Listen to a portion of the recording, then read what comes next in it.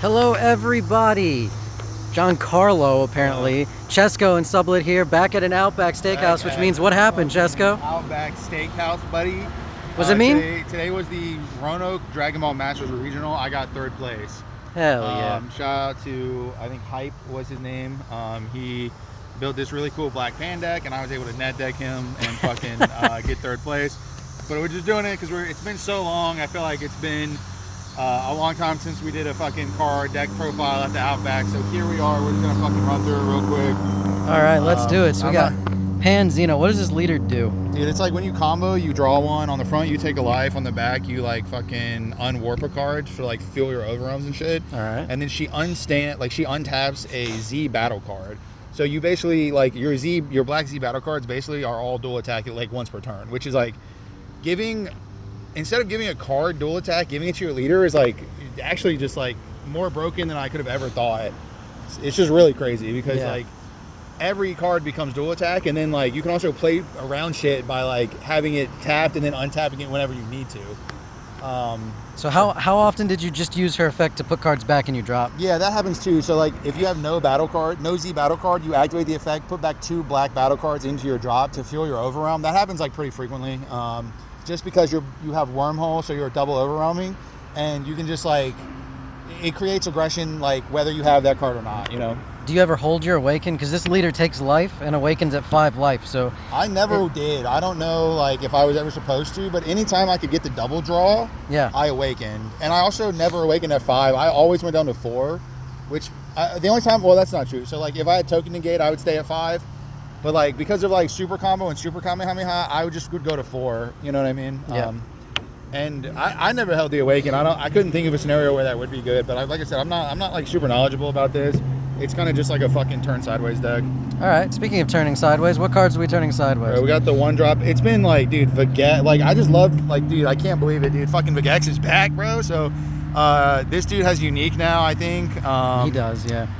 You guys know what these fucking cards do. This was like I played against Tapion, and I didn't know what it did. So like I should have highly prioritized this card, but this came up multiple times. This came up like infinite times because you're an aggro deck and then you're just punishing them for negating. It's like this, if this stays on the field for 2 turns and then attacks, like it's like a +3, which is like super highly effective. So like nuts.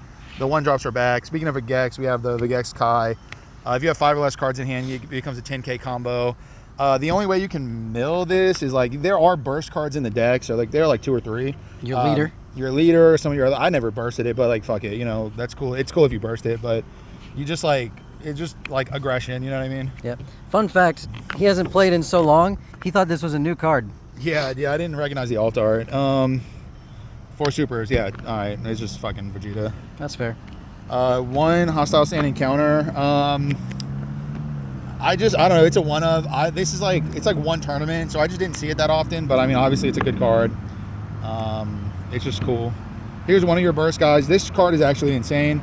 So you warp like 6 cost equal to the number of Z energy cost. So like if you have just this guy, he warps like 2 guys, right? So, and then you can overwhelm him or play him for 1. So it's like, this is like one of the most versatile cards in the deck, and it's just like so strong. Did you find yourself favoring playing him for 1 or overwhelm?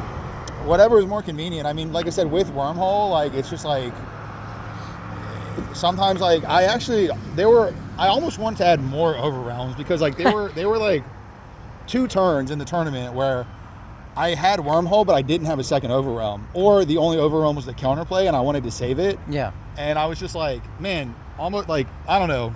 However you can get this guy on the field, it's like super plus. Also, like, you can just play it.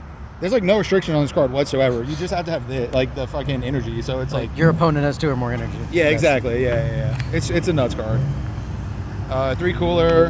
This card's just really strong. Like 1 mana beat stick removal, buffs your leader, and fuels overwhelm. This is like a black card that does everything, and it almost like doesn't make sense how much it does. Like because I took such a long break from Masters that like obviously power creep sets in. This is like one of the best examples of power creep because it's just so strong and it does so many things. Like for 1 mana, it's just like an insane card. There's a lot of words on that card. Yeah.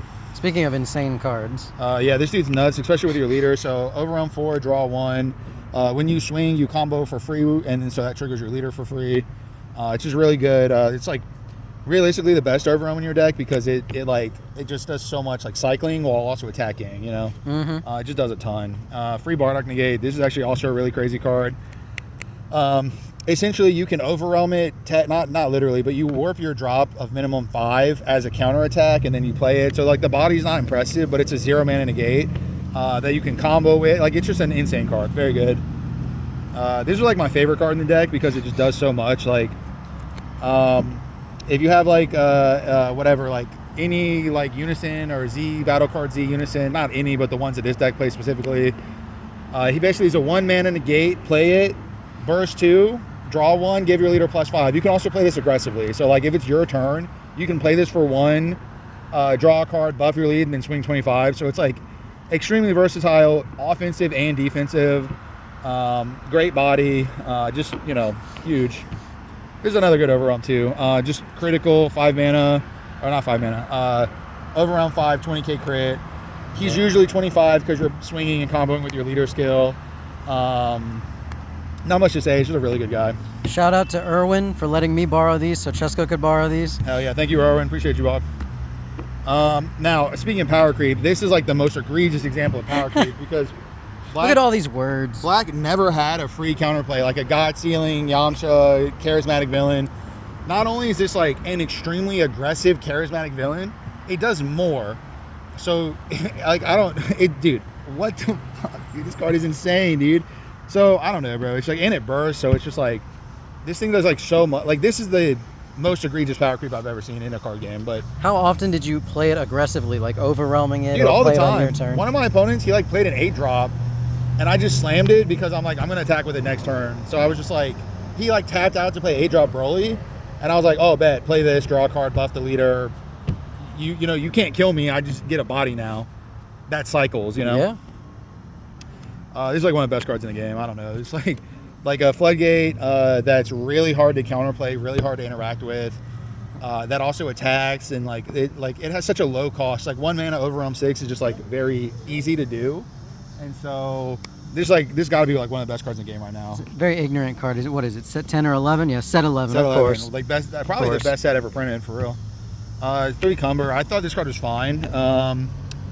I found myself like just favoring the Z deck. That might just be like something I'm doing wrong, but there were multiple turns where I could have played Cumber or Gohan, and I just always played Gohan because they do similar things. Like sometimes this can't hit all barrier cards, whereas this can. So it's like there are definitely times where this is going to be better.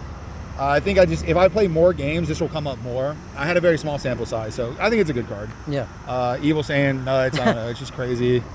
Pretty much every game I played it, I won. So I mean, I don't have much to say about it other than it's a secret rare and it's like really good. 2 Kraken Space Time, basically Champa for your leader. Yeah. Why? Yeah. Why is this card still around? Isn't it 15? It's 15. Yeah, that's great. So it's that's just fair. it's like Champa, but it only works with your leader, so it's like somewhat balanced. But at the same time, I won like hella games by just being like swing lead, Champa, fucking super Kai, whatever. Double token negate. This token negate's nuts. Playing power, dude. Nostalgia is playing Power Burst to grab back Supreme Kai. That's what Nostalgia is. Like, it's crazy. The value. There's so much defense in this aggro deck here. Yeah, there's a ton of defense in this aggro deck. Like, I think I negated 6 attacks one time, and I just like I was at 4 life, negated 6 attacks, and I just couldn't die. It was just like, and most of those negates were like free, so it's like crazy. Z deck. This is like your MVP. Getting Overwhelm and fueling further. Getting Wormhole and fueling Overwhelms is crazy. You win a lot of games by attacking with this card. So, coming back from a long hiatus, yeah. What do you think of this card? Well, so I played set 4 Demigra a lot, and that was like one of my pet decks for the longest time. And having Overwhelm that I can like summon from the fucking extra deck is like insane. He barely ever survived. I mean, he has a huge target. But it's really cool because like you immediately like get free value off of this card, and then he blocks 2 or 3 attacks, and it's like, okay, I mean, like that feels good. If my opponent sinks 3 attacks into this, it's like, I'm fine with that. And he already got his value. Any game where he survived 2 turns, I immediately won.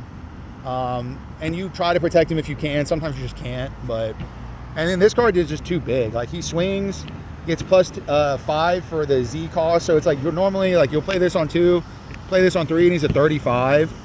And then there's also a road where you like play this just to give him more power.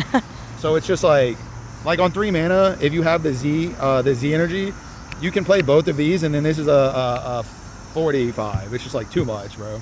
45 twice. Twice, yeah, 45 Thank you, twice. Pam. That removes 2 things, like nuts, bro. So this, I never did the double striker, but again, that's probably just like a sample size. He's really useful. It's like a 1 mana board clear. He snipes one thing, so it's a 1 mana spot removal is what I mean to say. Just a really good card. Yep. And you never, I guess since you never used his effect, you probably never used Pan to untap him, huh? No, again, that's like really good synergy. Again, I just think I had a small sample size. I played this all the time, just more combo. Yeah. It's good. I mean, it seems good. Get floodgated, play Z extra, Yeah. right? I played this one time because I misplayed and I awakened on 5. And I was like, damn, I have super Kamehameha in hand. I don't want to like swing and then he floodgates and I can't Kamehameha it. So because I misplayed, I was able to save myself by playing this card. And then I swung, he played, is it Super Saiyan Trunks, the blue one? Mm-hmm. And I super Kami did, and I was able to push for game. So this is like a misplay saver, basically. And The then bacon saver. I actually never played these. I don't know. Again, like, I'm sure they're good. I don't even know what they do to be. I didn't read them. That's okay. Third place, everybody. But, sorry. Protector, I sided this in against any other aggro deck. It was like super good. I don't know. It's just a floodgate. It's like one of the worst floodgates, but it's like it did its job, you know? What else do you have? Like, Yeah. These are to snipe the mirror. This guy, I did play 1 mirror and I drew 2 and I was like back to back. I just sniped this guy and he was like, Oof. oh. He's like, yeah, that'll happen sometimes. So lucky. This card I didn't play against any, like I sided in against blue. I didn't play against any green because I guess it theoretically hits DPU. Your opponent is going to play around it, but I didn't use it, but it like theoretically could have, you know? yeah. I use Super Kame all the time. It's just an insane card. Ghost Warriors, I played 1 time and it didn't matter, but it's like really relevant in the matchups that could be. Quates I played all the time. Petrify, I sided in a lot and I used it. It's like classically good card. I mean, I don't have much to say about it. And then Supreme Kai of Time, great card. Did you side it in? I did. I just sided against aggro decks because it negates 2 attacks for like 1 mana. Yep. And then anytime I used it, it was like, oh, that's good. And then you can combo with it to trigger your leader. So it's just like the amount of value that it provides for 1 mana is good. I didn't draw it that much. I only played it like once, and that one time was like, oh, this is really good. So I'm sweating, dude. It's hot as fuck out here. Yeah. So what were your matchups? Do you remember?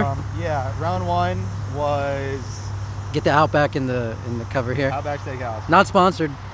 Not sponsored by Paradise Player. No, I don't know. I don't remember my fucking matchups, bro. I played a lot of blue. Blue seems like a good matchup for me. I don't know. Yeah. Yeah. Fair I enough. just attacked a lot, you know. Sometimes, bro, you show up to a tournament, you turn cards sideways, and the card it goes in your favor. So I'm very grateful that I came. You know, someone convinced me to play. I was just gonna chill. Obviously, I'm very happy that I played. And you know, when you think you're out and they pull you back in, you know, I guess I'm playing fucking Pan at Gen Con. So you know, we're in there, buddy. Fantastic. Got any shout outs? Shout out everyone. I don't know. Fair enough. That's it. All right. Bye, everyone. Peace out. Bye.